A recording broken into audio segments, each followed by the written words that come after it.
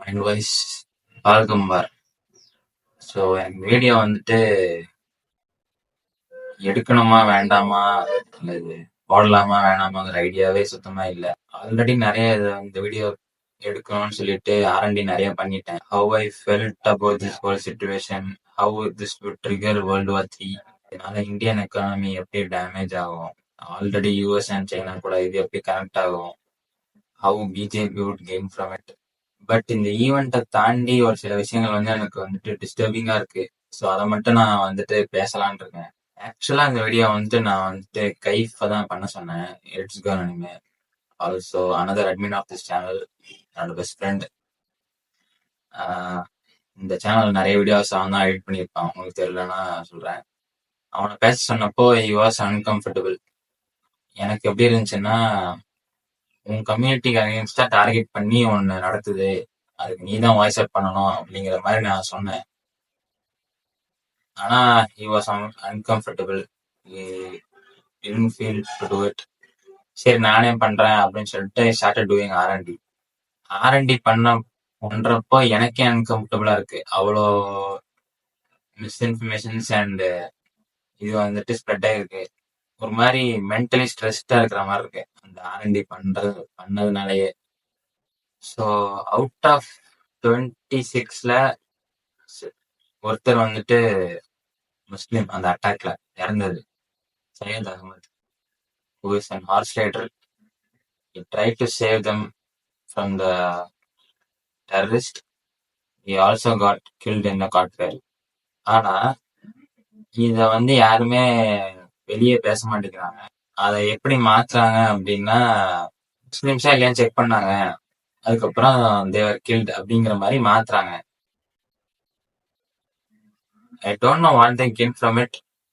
ஆனா இது வந்து ஒரு சிவில் வார் மாதிரி உள்ளுக்குள்ளேயே மெயின் காசு விட்டுட்டு உள்ளுக்குள்ளேயே 2 ரிலீஜனுக்குள்ள சண்டை வளர்த்து விட்டு வேணும்னே பண்ற மாதிரி இருக்கு.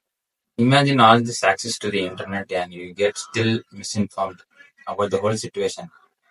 இந்த வீடியோ பண்ணணும்னு ஏன் நிறைய பேருக்கு அது வெளியே தெரிஞ்சிருச்சு, சையத் அகமது அப்படின்னு சொல்லிட்டு ஒருத்தர் இறந்துட்டாரு அப்படின்னு சொல்லிட்டு. ஆனா இன்னும் நிறைய பேர் வந்துட்டு நிறைய போஸ்ட்ல வந்துட்டு டைரக்டாவே அவங்களோட ஒரிஜினல் ஐடியா வந்துட்டு அசிங்கமா பேசுற மாதிரி கமெண்ட்ஸ் இது அது இதுன்னு சொல்லிட்டு ஒரு முஸ்லிம்ஸை டார்கெட் பண்ணி பயங்கரமா ஹேட் ஸ்ப்ரெட் ஆயிட்டு இருக்கு. ஏன்னா நியூஸ் வந்துட்டு மெயின் ஸ்ட்ரீம்ல எப்படி வந்துச்சுன்னா, முஸ்லிம்ஸே எல்லாம் செக் பண்ணாங்க and they're guilt because they're not Muslims. அந்த ஒருத்தரோட லைஃப்க்கு வந்து வேல்யூவே கொடுக்கல, even though he got guilt being a Muslim.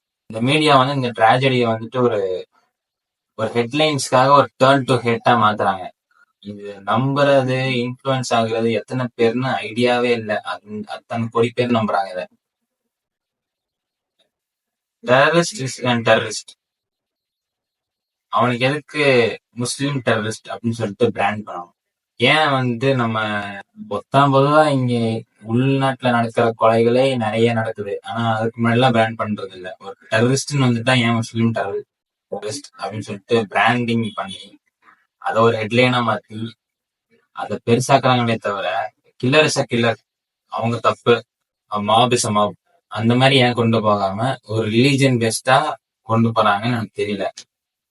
There extremist, there not ஏன் முஸ்லிம்ஸ், தேர் கில்ட் பீப்புள். குரான்ல அப்படி சொல்லியிருக்க போறது கிடையாது, கொலை பண்ணாங்க இந்த மாதிரி இது பண்ணுங்க சொல்லியிருக்க போறது கிடையாது. Even Muslims don't consider those terrorists as Muslims. Then why do we turn this into a religion thing?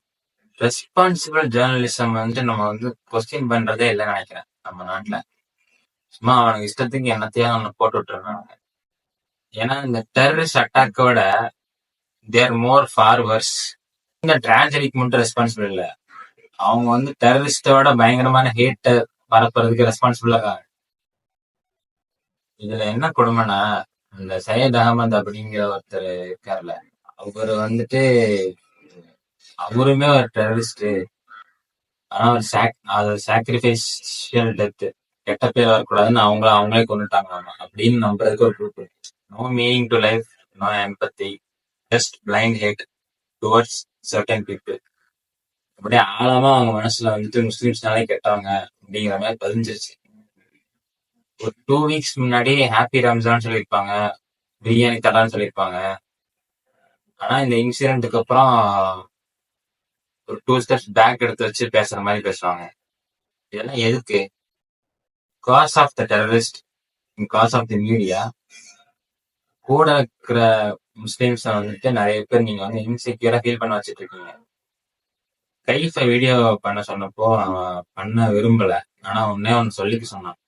Honestly, நான் ஒன்னு சொல்லிக்கணும்னா, I have seen how much grudges people are holding for Muslims just because this whole issue was done by Muslim terrorists. Like, why are people turning this into a religion thing in the first place? அவ்வளோ கோவம் இருந்தா ஏன் என்னாச்சுன்னு சொல்லுங்கடான்னு இருக்கு. ரெட்டிட்ல தான் பார்த்தேன். Like why so much grudge? People have died. Even அதுல இறந்தவங்க கூட some are Muslims. But suddenly Muslims are the whole cause here. எனக்கு எரிச்சலா வருது. I didn't want to talk about this anywhere because thinking about this makes me emotional. Imagine people treating like you an outcast in your home country. I was lucky enough to be born in a place where I have some people like you who see me as a person and not for my religion. But I genuinely feel sad for people who had to die because people claim they were born in the wrong religion. This applies to both Hindus and Muslims. ஏதாச்சும் தப்பா கூட பேசியிருப்பேன். இதை யோசிச்சாலே எனக்கு emotional ஆயிடுது. அதனாலதான் sorry if this feels like something weird. மிஸ்இன்ஃபர்மேஷன்னால ஒருத்தரை வெறுக்கிறது கூட அவங்கள மாத்திடலாம். ஆனா மிஸ்இன்ஃபர்மேஷன் மூலமா ஒருத்தனை வெறுக்க வைக்கிறதுங்கிறது வந்துட்டு it's far worse than the terrorist act that happened. So be aware, be empathetic, stop the hatred. Bye.